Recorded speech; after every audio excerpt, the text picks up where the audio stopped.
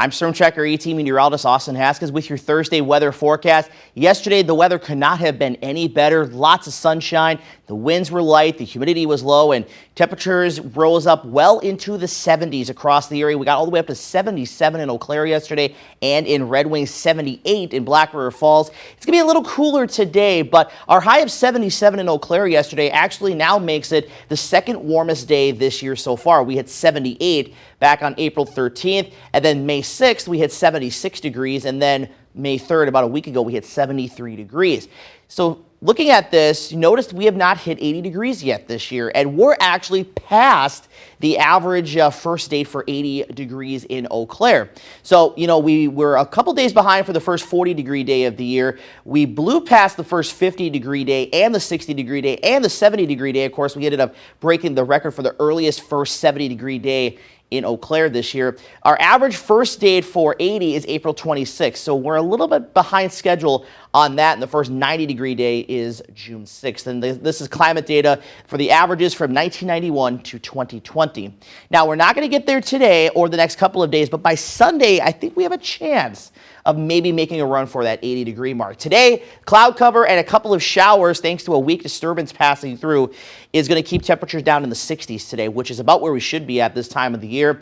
Mid to late morning through the early afternoon hours is the best chance for those showers. It'll drift south into the afternoon. There may be some redevelopment late afternoon and early evening as far north as Highway 64, but for the most part, I think the rain's going to be done with by the mid to late afternoon for most locations. Maybe a little bit of some sprinkles and very light rain lingering southeast this evening. Overnight, we are going to be pretty quiet, mostly clear skies to clear, maybe a few clouds to the east. And then in the afternoon and evening hours tomorrow, along a cold front, we'll see another chance for showers and a few scattered thunderstorms passing through. That'll continue through about 10 o'clock tomorrow night. And then as we head into Saturday, we are looking at a beautiful day with a good amount of sunshine and a few clouds around by the afternoon. So how much rain are we looking at with today's round and tomorrow's round? Anywhere from a trace to a couple hundredths of an inch to as much as about 15 hundredths of an inch is what I'm looking at. A higher end could be 2 to 3 tenths of an inch, but some spots may end up not seeing anything at all. So it's kind of one of those things, again, scattered in nature, but if it does rain in your location, it's not going to rain a whole lot for the most part. And then looking forward beyond those two rain chances, we just have a slight chance for a few pop-up showers and storms Sunday afternoon, Sunday night into Monday, and then again towards the middle of next week. It's looking to be just one of those things where we'll see some heating of the day, afternoon and evening pop-up showers and storms, at least as the early indications are showing that. Now, the other story is going to be the potential for frost and even for some farther north, a freeze. We have a freeze watch in place tonight for Rusk County and points north, and that's from 2 a.m. until 8 a.m.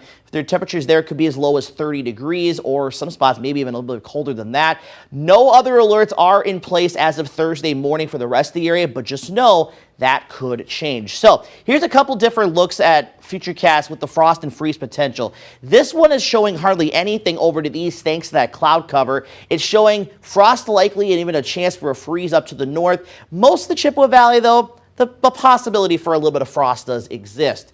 This one is going a little more aggressive and a little bit further to the east. So this one has the frost likely for a good portion of the Chippewa Valley, including Eau Claire, down to Black River Falls and Arcadia.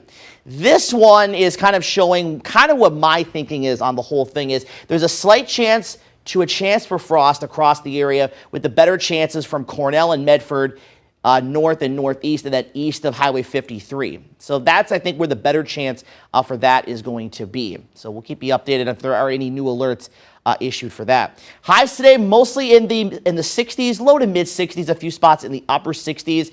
Lows tonight down into the mid 30s. Again, frost can start developing as cold as 36 degrees, but more likely when it gets down to about that 34-degree mark. And you can see farther north and east, upper 20s to near 30. Highs tomorrow, mid to upper 60s to near 70s. So a couple degrees warmer tomorrow. Will be slightly warmer yet on Saturday, 60s to the east. Otherwise, most spots getting into the 70s. And then by Sunday, we're going to see those highs generally into the mid to upper 70s. And I think several spots will have the chance to make a run for 80 degrees. And for some, like Eau Claire, it would be the first time this year.